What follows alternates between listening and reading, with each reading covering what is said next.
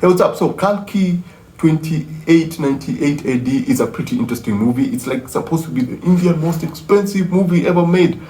After coming out of this movie, I would give this a 2.5 out of 5. I would hate it as much as I loved it.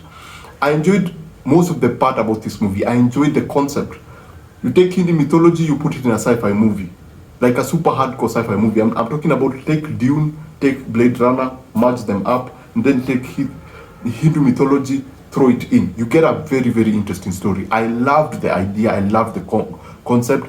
I love that post-apocalyptic world whereby you have the people suffering in the ground and then you have the complex.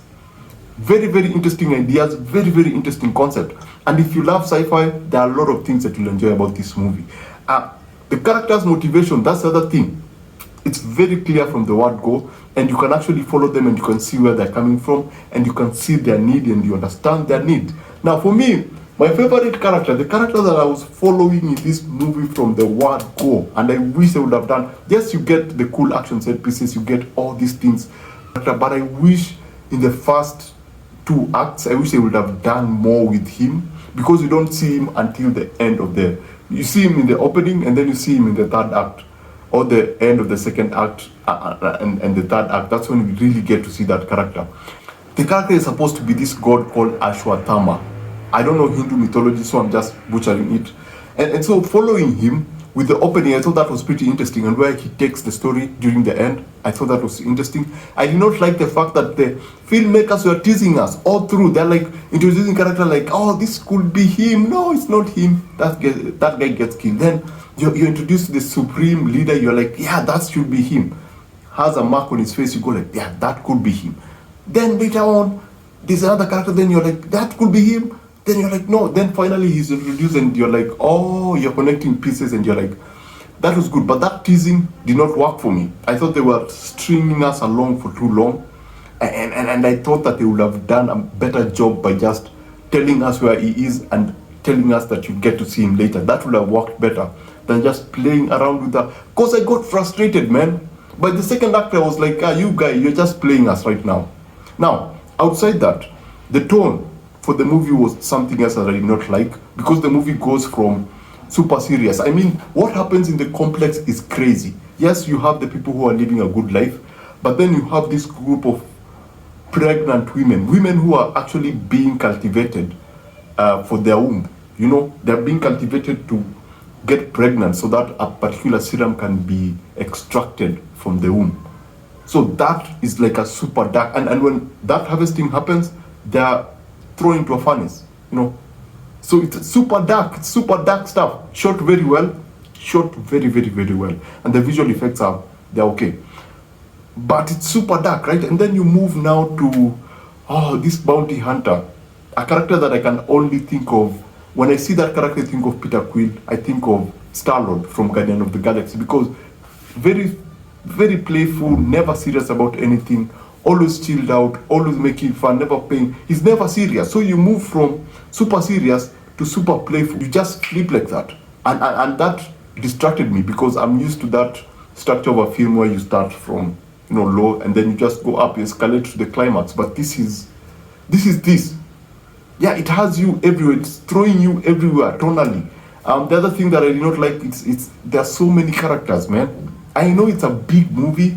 I know it's supposed to be an epic, but there are so many characters introduced in this movie, and they're not introduced to serve the story. They're there, yes, to serve the story, but they are disposed of very, very quickly. You know, I thought there were some interesting characters that were introduced, and you see them, and you're like, what? So that they actually killed her? Okay, so the dude is introduced, and they have actually killed him. Some things that they do with one particular character that leads to getting another character somewhere works. But for most part, I thought it was a pretty crowded movie. Now, the story of some characters was pretty, as I said, Ashwatthama was interesting for me. There is now the mother character.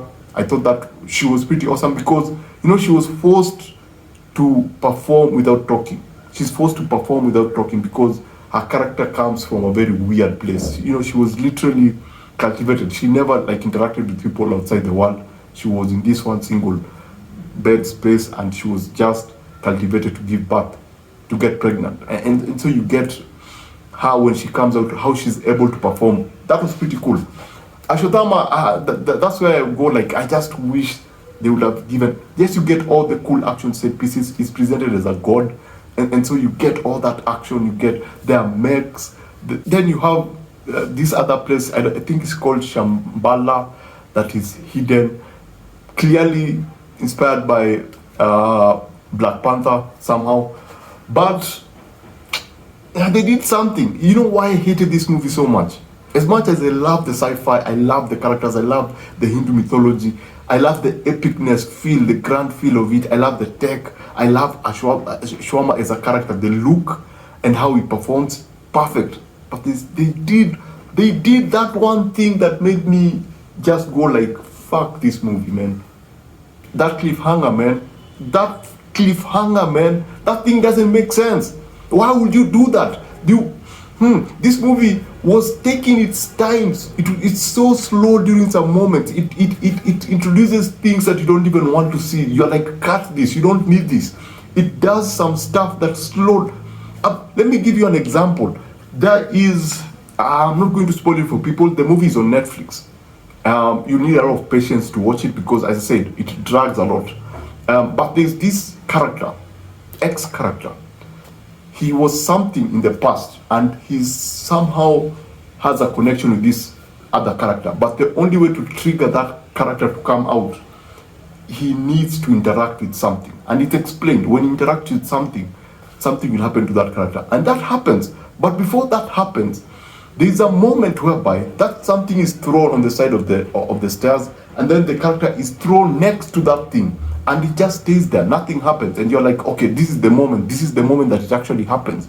But no, it turns into another action set piece with a huge mech, and you're like, okay, I know that's what you're doing, but now this is when it happens. So you're like, okay, now this happens. Then something else happens, and you're like, come on, now it has to happen. Then something else happens, and you're like, now, this is the time to actually make it happen, and it doesn't happen. And guess when it happens, when you're like, okay, then this is never going to happen.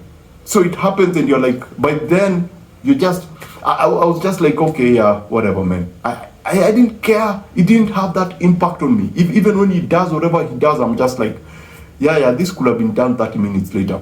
And then after that, when the movie ends, the movie doesn't actually end. The movie because there is the supreme villain and they've not done anything to him. They've just, oh my gosh. Okay, I didn't like, that's the part that I went like, F this movie. Yes, you had a lot of moments, even with the fight scenes, they have the Indian movie formula, where you have these over-the-top action set pieces, where people are doing unnaturally epic things like punching 5 people with one blow, or punching the ground and punching 50 people at the same time, or a person bringing down a statue. I mean, there are those epic moments, and I was okay with them, and I was okay with the editing, which was everywhere, and I was okay with those moments where you are like, come on, move on, do something different, come on, stop baiting our emotions, because there are a lot of emotional moments that don't feel earned. It's like they are baiting us. You can see when something is being done, you can see them bait you. Go like, okay, there are these 2 people. If they're talking about this thing like this, you probably know that one of them is going to die, and guess what? One of them dies, and it's the person that you expect them to die. So there are moments like that I was like, yeah, that's okay. It's okay. It serves the story. But that ending, man, that ending is it's not fair to the viewer. It's not fair to the viewer, because the viewer, like myself, is looking at this movie and thinking there are a lot of things that you could have edited out of this thing. Yeah, there are a lot of fluff. It doesn't need to be 2 hours 30 minutes. It's 2 hours, and if you were to add that 30 minutes, you could have then spent that 30 minutes with the ultimate villain, because now they're setting up another movie, and I don't know, I don't see myself watching it, because they've already set up a trend with this particular movie. Anyway, basically that's my rant. These are 2.5. If you're going to see this, it's on Netflix, Kenya. If you're going to see this, I should warn you, it's a very slow movie. Yeah, no, it's epic in presentation. Interesting characters. There are a lot of emotional moments. There are a lot of dark moments, like super dark moments. But hands down, there are moments that will be happening and you'll be like, okay, I get the point. I get the point that you're the mother. You don't need to keep repeating that stupid song. Just stop. Just move on. Or, oh my gosh, I get the fact that you're lazy. I get the part that you don't pay your rent. We get it. Move on. You'll have a lot of moments like that. So basically, that's it. If you're going to watch that, remember you've been warned. As I said, 2.5. They could have done better, especially coming out of Maharaja. And that's what makes me very angry, because this is coming from the same country. Yes, there are different genres. Yes, there are different directors. There are two different styles of making film. But Maharaja, in terms of payoff, was way superior than what they've actually given us. So basically, that's it. Remember to always watch what you enjoy and enjoy what you watch. Thanks for watching this. See you on the next one. Adios.